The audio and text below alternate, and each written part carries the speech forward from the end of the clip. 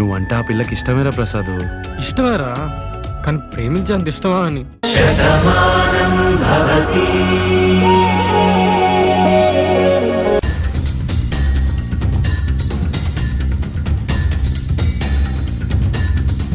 ఇలా రామ్మా.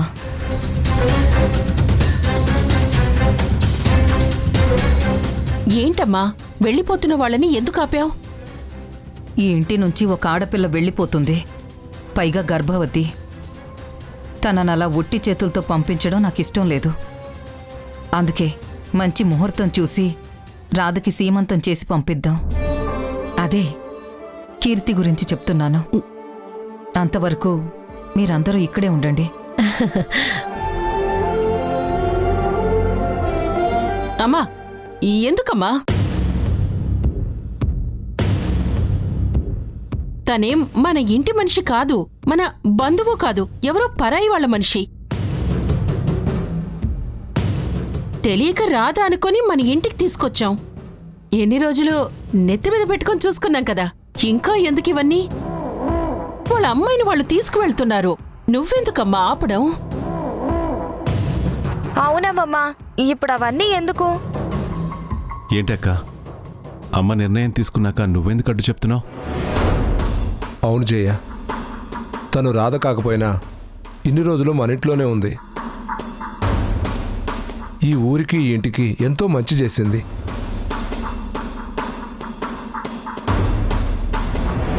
అలాంటి అమ్మాయి మీద అత్తయ్య అభిమానం చూపిస్తుంటే నువ్వెందుకు వద్దంటున్నావు? వద్దండి,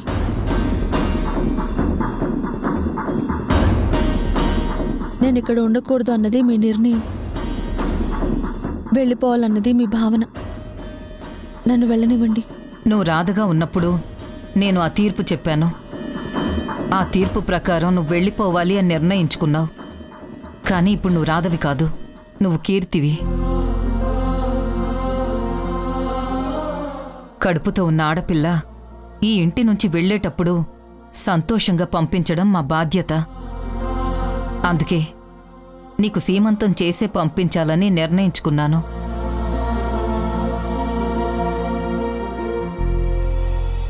నా నిర్ణయాన్ని కాదనవని నమ్ముతున్నాను. అలాగే అమ్మగారు, మీరే చెప్పాక కాదనడానికి ఏముంది? తప్పకుండా మేమంతా ఇక్కడే ఉంటాం. అదేంటి, వెంటనే వెళ్ళిపోవాలన్నారు కదా, మళ్ళీ ఉంటానంటున్నారేంటి? పెద్దమ్మగారు అంత అభిమానంగా చెప్తుంటే కాదని ఎలా అనగలమమ్మా? ఆవిడ మాటకి మేము విలువ ఇవ్వాలి కదా. అవునమ్మగారు, ఇన్ని రోజులు మా పిల్లకు దూరంగానే ఉన్నాం. ఎట్లాగో 3-4 రోజులు అంటున్నారు కదా, పైగా మంచి ముహూర్తం చూసే చేస్తారు. ఆ కార్యక్రమం కూడా అయిపోయాక సంతోషంగా మేము ఇంటి నుంచి వెళ్ళిపోతాం. అందరూ ఆ కార్యక్రమం జరగాలని కోరుకుంటున్నారు, చెయ్యాలని నేను నిర్ణయించుకున్నాను. ఇందులో ఎలాంటి మార్పు లేదు. దానికి కావలసిన ఏర్పాట్లన్నీ చూడు.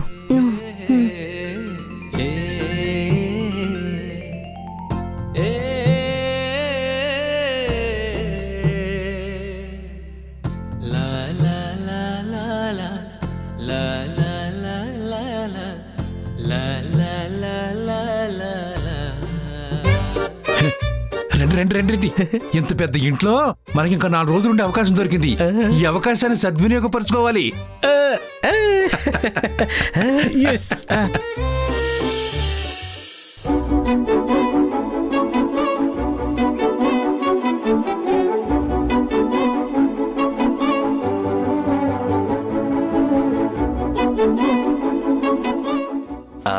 నీలిమా, ఇంక నువ్వేం ఆలోచించకు తల్లి. పెళ్లికి ఏమేం బట్టలు కావాలో, ఇంకా పెళ్లికి ఏమేం కావాలో మొత్తం షాపింగ్ ఇవాళే కంప్లీట్ చేసే. నీకు నచ్చినవన్నీ తీసుకో తల్లి.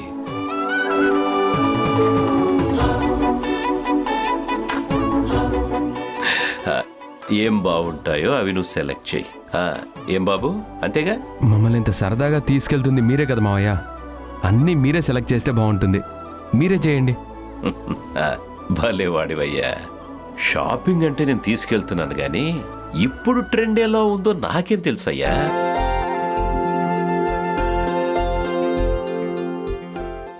అందరికీ ఎలా ఉంటే బాగుంటుందో ఎవరికి ఎలాంటివి సెలెక్ట్ చేయాలో మన నీలిమకి బాగా తెలుసు కాబట్టి తనకే చెప్పాను. హ, నువ్వే సెలెక్ట్ చేయి తల్లి, ఏమంటావు?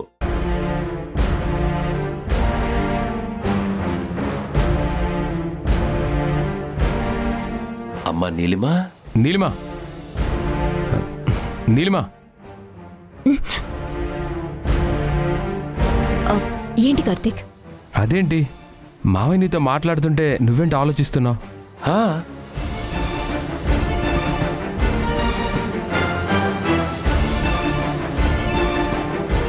అసలు మావయ్య ఏం చెప్పారో విన్నావా? సారీ కార్తీక్, నేను వేరే ఏదో డిస్టర్బెన్స్లో ఉన్నాను. సారీ నాన్న. ఏంటమ్మా ఇది? నీ పెళ్లి జరుగుతుందని మేమంతా ఇంత హ్యాపీగా ఉంటే నువ్వలా డల్గా ఏదో ఆలోచిస్తూ కూర్చున్నావేంటి? ఇది నాకేం నచ్చలేదు, ఇప్పుడే చెప్తున్నా. ఈ పెళ్లి హుషారంతా నీలోనే కనపడాలి. నా కూతురు పెళ్లి జరుగుతోంది, తను ఎంత ఆనందంగా ఉంటే ఈ తండ్రి మనసు అంత ఆనందంగా ఉంటుంది. అలాగే నాన్న.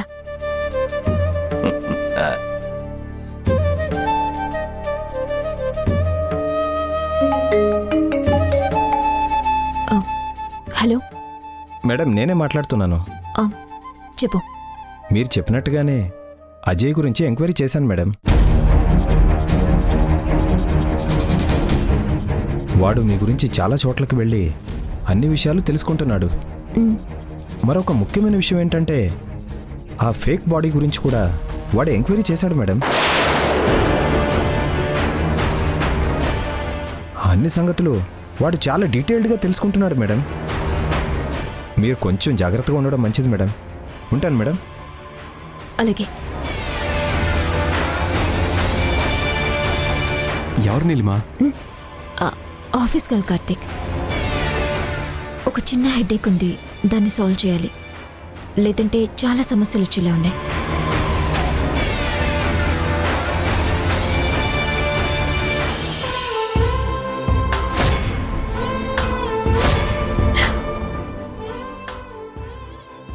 రాధా, రాధా నన్ను కాపాడు రాధా.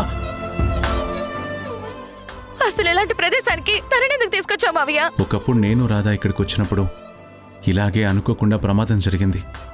కానీ ఆ రోజు రాధ ఎంతో శ్రమించి నన్ను కాపాడింది. మళ్ళీ అటువంటి ప్రమాదం ఇప్పుడు జరిగితే తనకు గుర్తొస్తుందేమో అని ప్రమాదంలో పడినట్టు నటించాలనుకున్నాను.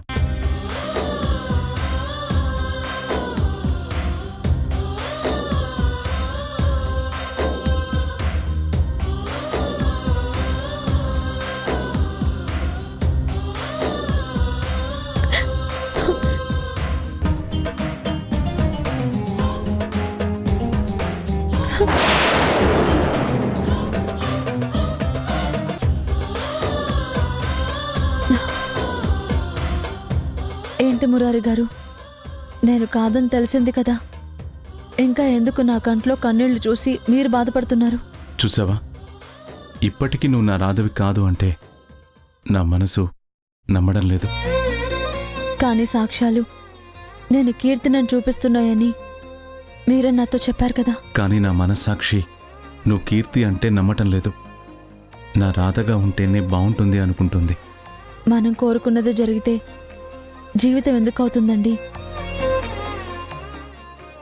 ఎన్ని రోజులు నేను మీరు ప్రేమించిన మనిషిని గుర్తు చేయడానికి ఎంతో ప్రయత్నించారు. నాకు ఆ గతం గుర్తుకు రాకపోయినా మీ ప్రేమ గొప్పతనం తెలిసింది.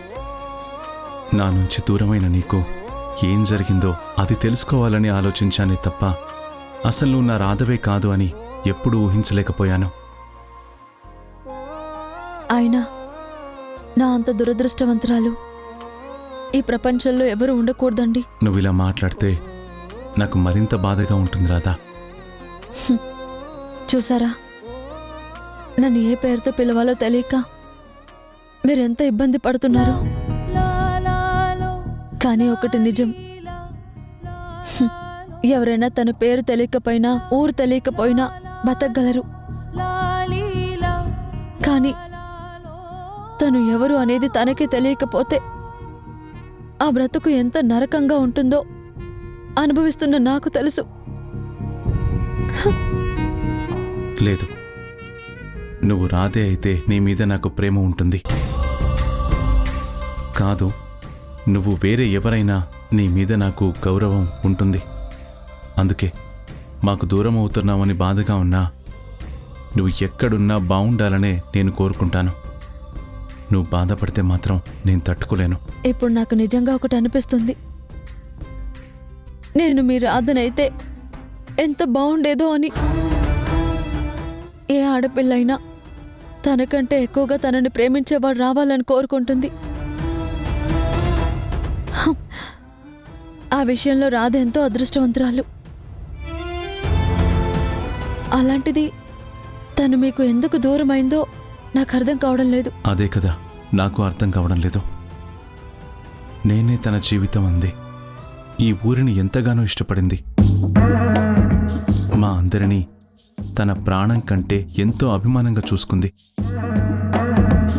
ఆ ఆనందాలు ఎప్పటికీ ఉండిపోవాలని నేను కోరుకుంటే తను మాత్రం ఒక కలలాగా మారిపోయి నాకు దూరం అయిపోయింది. బాధపడకండి. తను అలా దూరం అవడానికి ఏదో బలమైన కారణం ఉండే ఉంటుంది. అది మీకు చెప్పలేక తను వెళ్ళిపోయింది. నా రాధకి కష్టం వచ్చినా తననెవరైనా కష్టపెట్టినా నాకొక్క మాట చెప్తే నేను చూసుకునేవాణ్ణి కదా. ఆడపిల్ల కదా, అన్నీ చెప్పుకోలేదు. కానీ ఇప్పుడు నాకు ఒక విషయంలో చాలా ఆనందంగా ఉంది. నువ్వు వెళ్ళిపోతావని నేను బాధపడుతుంటే నీకు ఆనందంగా ఉందా? ఇక్కడి నుంచి వెళ్ళాలంటే నాకు బాధగానే ఉంది. కానీ నేను గర్భవతినని అందరికీ తెలిసినప్పుడు రాధ తప్పు చేసుంటుందని అందరూ అపోహపడ్డారు. కానీ నేనిప్పుడు కీర్తి అని అందరికీ తెలిసింది కదా. మీ రాధా నిప్పు ఎలాంటి తప్పు చేయలేదని నమ్ముతారు. అందుకు ఆనందంగా ఉంది అంటున్నాను. నీ మాట నిజమే, కానీ నా రాధ ఎక్కడుంది, ఎలా ఉంది, ఎప్పుడు నాకు కనపడుతుంది అది తెలియకుండా నా గుండె బరువెక్కుతుంది.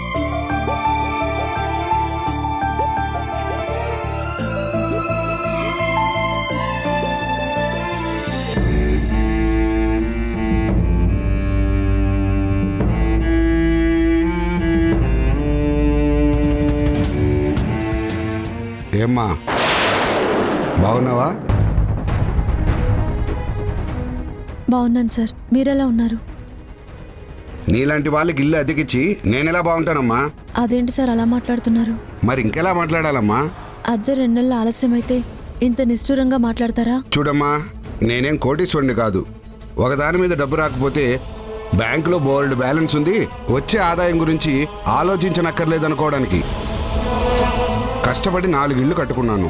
ఒక దాంట్లో నేనుంటూ 3 ఇంటిని అద్దెకిచ్చుకున్నాను. ఆ వచ్చే అద్దె మీద బతకాలని ఆశపడతాను. నెల తిరిగేసరికి మాకు ఖర్చులుంటాయి కదా. నిజమేనండి, కానీ నేను పని చేస్తున్న దగ్గర పని అయిపోయింది. ఇంకొక చోట వెతుక్కుంటున్నాను. పని దొరకగానే మీ అద్దె మీకు ఇచ్చేస్తాను. అక్కడ పని అయిపోలేదమ్మా. నిన్ను పనిలో నుంచి తీసేశారని అందరూ చెప్పుకుంటున్నారు. చూడమ్మా, పని చేసుకునేటప్పుడు కొంచెం అణిగిమణిగి ఉండాలి. తల వంచుకుని వెళ్ళిపోతేనే పని ఉంటుంది. నెల తిరిగేసరికి చేతిలో డబ్బులు ఉంటాయి. అంతేగాని పౌరుషానికి పోతే ఇదిగో ఇలా చేతిలో ఉన్న పని పోతుంది. మాలాంటి వాళ్లతో మాటలు పడాల్సి వస్తుంది. అభిమానాన్ని చంపుకుని పని చేయలేం కదండి. అయినా కష్టానికి ప్రతిఫలం ఆశిస్తాం, కానీ ఆడపిల్లగా తల వంచుకుని ఉండాలని ఎక్కడా శాసనంలో లేదు కదా. నువ్వు ఇలా మాట్లాడితే ఇంక నేనేం చేస్తాను? ఆ సంగతులన్నీ నాకెందుకు? ముందు నా అద్దె నా చేతిలో పెట్టు. ఇప్పుడే చెప్పాను కదండి, పని దొరకగానే ఇస్తానని. మళ్ళీ మళ్ళీ అడుగుతారేంటి? చూడమ్మా, ఇదేం మహాపట్నం కాదు, రాయలసీమ ప్రాంతంలోని ఒక చిన్న పల్లెటూరు. ఇక్కడ అరకొర పనులే దొరుకుతాయి. ఇలాంటి చోట నీకు పని దొరికి నువ్వు నాకు అద్దె ఇచ్చేసరికి నీకు ఒక 5 ఏళ్ళు పట్టొచ్చు. ఈలోగా నా ప్రాణాల మీదకే రావచ్చు. అంతకాలం ఎదురు చూడడం నా వల్ల కాదమ్మా. ఆడపిల్లనండి, ఇంతలా బ్రతిమలాడుతున్నాను, దయచేసి అర్థం చేసుకోండి. సెంటిమెంట్తో కష్టాలు తీరవమ్మా. కన్నీళ్లు పెట్టుకున్నంత మాత్రాన పైనుంచి కాసులేం రాలవు. చూడు, నువ్వు ఆడపిల్లవైనా ఒంటరిగా ఉన్నావని నాకు బాధగానే ఉంది. కానీ ఒకటి, అద్దె ఇవ్వకుండా ఇంట్లో ఉంటానంటే ఉండమనేంత పెద్ద మనసు మాత్రం నాకు లేదు. సరిగ్గా నీకు 2 రోజులు సమయం ఇస్తున్నాను. ఈలోగా అద్దె కడితే కట్టు, లేదంటే నువ్వు ఖాళీ చేసి వెళ్ళిపో. నేను ఇంకొకరికి అద్దెకిచ్చుకొని నెల తిరిగేసరికి అద్దె తీసుకుంటాను. ఇందులో మాటలేం లేవమ్మా, కేవలం 2 రోజులే గడువు.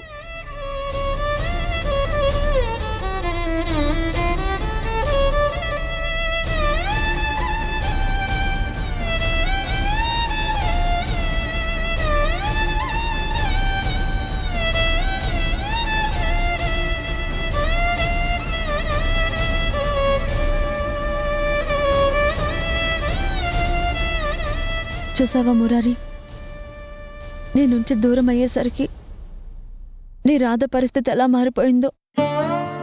నన్ను మహారాణిలా చూసుకోవాలని నువ్వనుకున్నావు, కానీ అక్కడ మీ అక్క స్వార్థానికి నేను బలైపోయాను. నీతో జీవితాన్ని పంచుకుంటే నా జీవితం బాగుంటుందేమో, కానీ నా వల్ల మీ ఇంటి పేరు నిలబడదని తెలుసుకున్నాను కాబట్టి ఇలా దూరంగా వచ్చేసాను. కానీ ఇష్టమైన వాళ్లకు దూరం అయితే ఎంత కష్టంగా ఉంటుందో ఇప్పుడు నాకు అర్థమవుతుంది. నువ్వు బాగుండాలి, సంతోషంగా ఉండాలని నీతో ఒక్క మాట కూడా చెప్పకుండా వచ్చేసాను. కానీ నీ మనసులో ఉన్న నా రూపాన్ని ఎప్పటికీ చెరపలేనని నాకు తెలుసు. నువ్వు నన్ను ఎంతగా ప్రేమిస్తున్నావో, ఎంతగా ఆరాధిస్తుంటావో, నేను నీకు ఎంత దూరంగా ఉన్నా కూడా నా మనసుకు తెలుస్తుంది మురారి. ఒక్కోసారి నాకు అనిపిస్తూ ఉంటుంది, నీ దగ్గరకు వచ్చేసి జరిగింది ఇది మురారి అని చెప్తే నువ్వు నన్ను గుండెల్లో పెట్టుకుని చూసుకుంటావని నాకు తెలుసు. ఎన్నోసార్లు నీ దగ్గరకు వచ్చేయాలనుకున్నాను, కానీ నన్నింత గొప్పగా ప్రేమించిన నీకు నా వల్ల వంశాంకురం ఉండకుండా పోతుందని తలుచుకుంటేనే నా అడుగు ముందుకు పడ్డం లేదు. నీ ఊహల్లో బతకాలనుకున్నాను, నీ జ్ఞాపకాల్లో జీవించాలనుకున్నాను, కానీ ఒంటరి ఆడపిల్ల జీవితం ఎంత కష్టంగా ఉంటుందో అనుక్షణం అనుభవిస్తున్నాను. ఇదే లోకంలో ఆడవాళ్ళని ఎంతో గౌరవించే నీలాంటి వాళ్ళు ఉన్నారు, ఆడదాన్ని ఆట బొమ్మల చూసేవాళ్ళు ఉన్నారు. అలాంటి సమాజంలో బ్రతుకుతున్నాను. మురారి, నువ్వే నాకు ధైర్యాన్నివ్వు.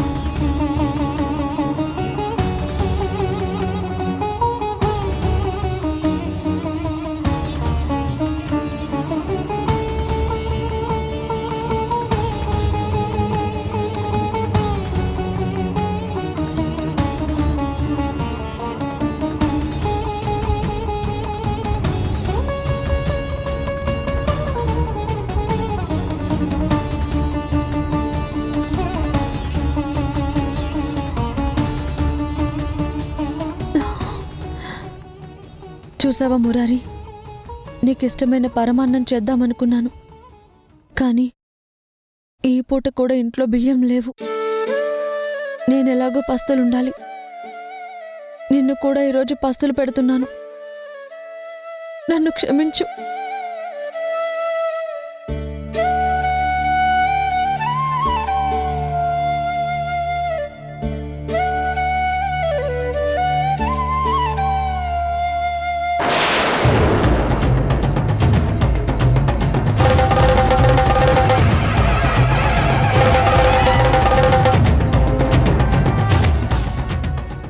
అసలు నీకు బుద్ధుందా?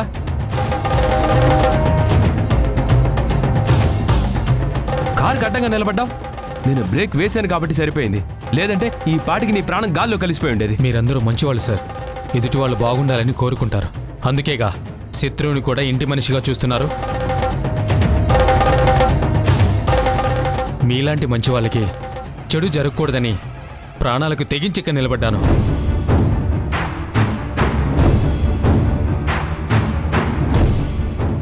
అసలు ఏంట్రా నీ ప్రాబ్లం?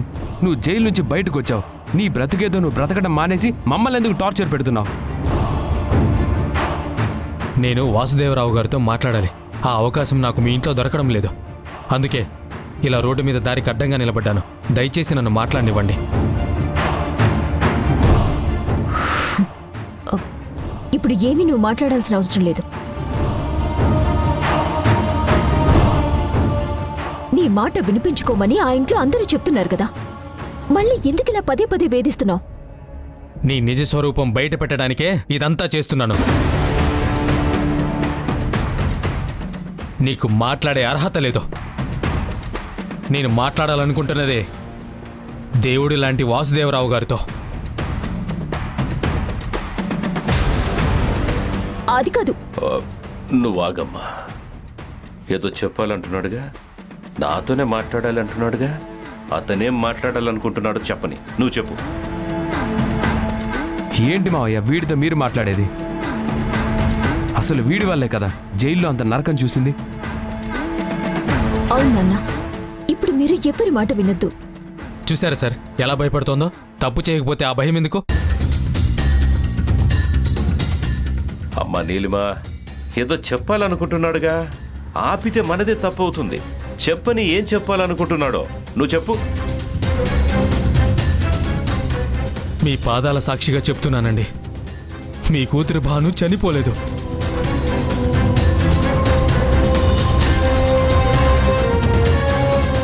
అదంతా నీలిమ ఆడిన నాటకం. బ్రతికున్న భాను చనిపోయినట్టుగా నమ్మించి మీ అందరి దృష్టిలో భానుని దూరం చేసింది.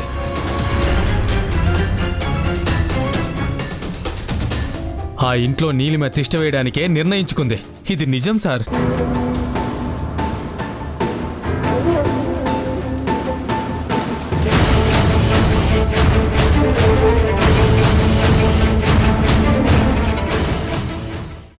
అసలు మీకు బుద్ధుందా? వచ్చిన వెంటనే రాధని తీసుకుని వెళ్ళిపోండని నేను మీకు చెప్పాను కదా. మా అమ్మ ఉండమంటే ఉంటామంటూ గొంగిరెత్తులో తల్లెందుకు ఊపారు? మీరేదో గొప్పగా ఇంట్లో ఉంటారని కాదు మిమ్మల్ని తీసుకొచ్చింది. ఎవరికి అనుమానం రాకుండా నాటకం ఆడి తీసుకెళ్లిపోతారనే కదా డబ్బులు ఇచ్చి నాటకం ఆడిస్తుంది. పిచ్చి పిచ్చి వేషాలు వేశారంటే చంపేస్తాను.